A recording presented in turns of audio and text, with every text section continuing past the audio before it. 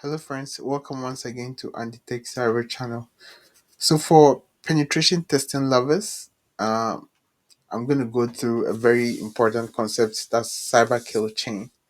So, cyber kill chain was invented by Lockheed Martin, and pretty much it refers to a series of steps that traces the stages of a cyber attack. So, when somebody is trying to attack a system, or when let's say an organization hires a penetration tester, and in the operation of the penetration tester, he or she want to use the cyber kill chain strategy.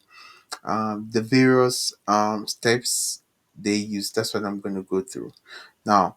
So the various steps, quickly, we have the reconnaissance. So pretty much reconnaissance means trying to gather more information about your target, right? So that is really important.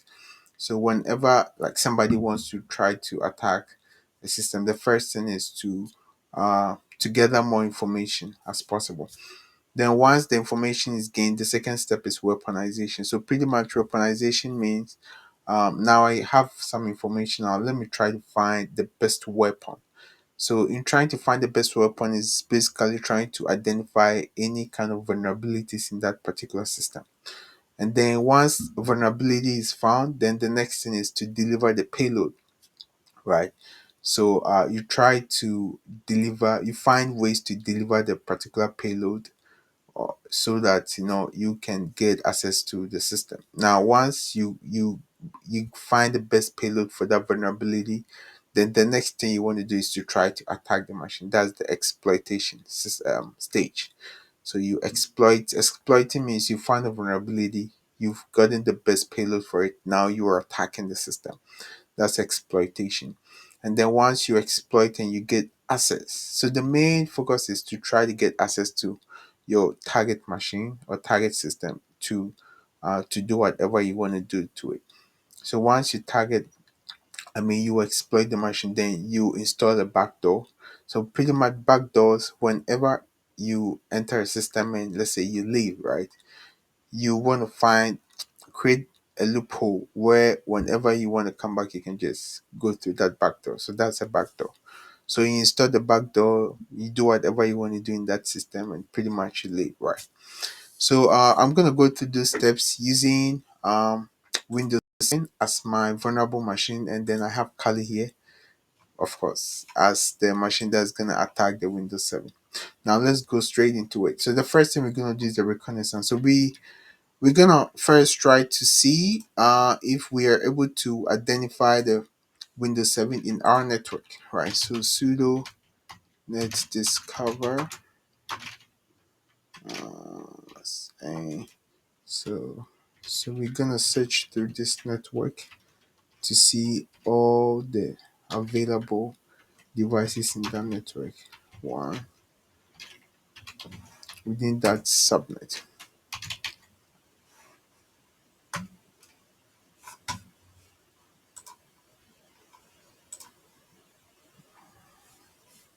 So this pretty much is trying to find any network, any devices that are connected to the network. Because the best way is if you want to attack a system, then you want to be in the same network with that system, so you can easily attack the system.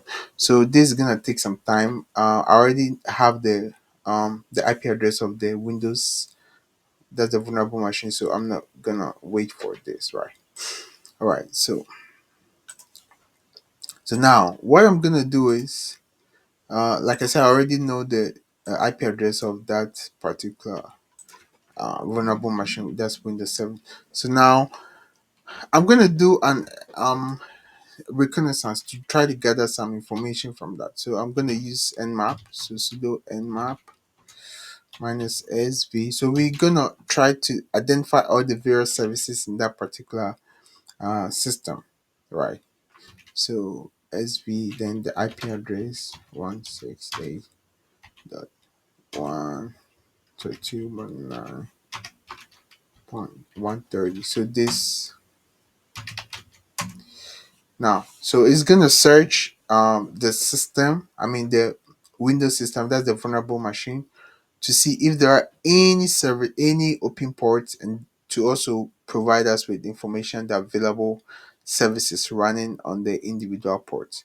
So for this attack, we our main focus is uh, port.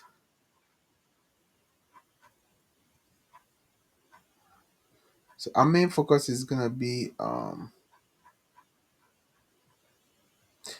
we want to try to attack the TCP ports 139 and then 445. So let's see, 139 and 445.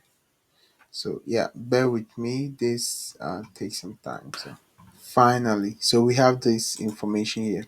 So now when we search, these are the various ports in the Windows 7 system, and we see we have FTP, Telnet, etc. So this command here, it shows you the port number. It shows you whether, I mean, the state, whether it's opened or not. It shows the particular service running on that port, and then even the version, right? So that is really powerful. It's really powerful. Now, our target is port 139, which is this, and then port 445, which is that. Okay. Now, what's the next thing we do? Now we know the ports. We also have to identify, are there any vulnerability that are related to that is related to this particular port. So I'm also gonna, yeah. So I'm gonna run the script. I mean, to try to identify or find out if there are any vulnerabilities that are related to these two ports. That's port 139, and we know the service running there is port the NetBIOS, and port 445 we have Microsoft DS, right? So now let's see. So sudo nmap script smb. So we want to see if we have any kind of SMB vulnerabilities in in these two ports. So minus p. So what's the port is 139.445, and then the target machine is what? Uh, 192.168.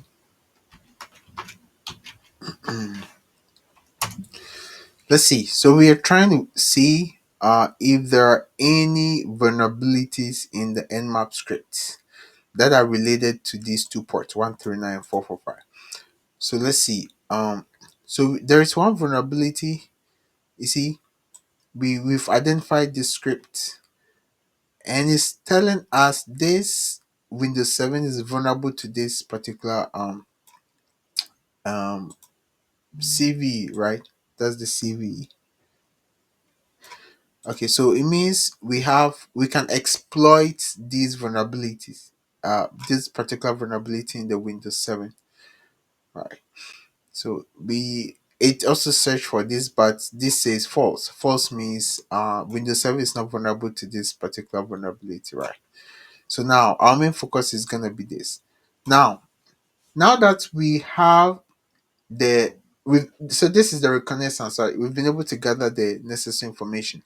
Now we've identified the particular vulnerability in this particular system. That's the Windows 7 system. So now the next thing is to weaponize, right? To try to attack. So we are trying to find the best payload we can use in exploiting this. And I'm gonna use the MSF console, the metasploitable, right?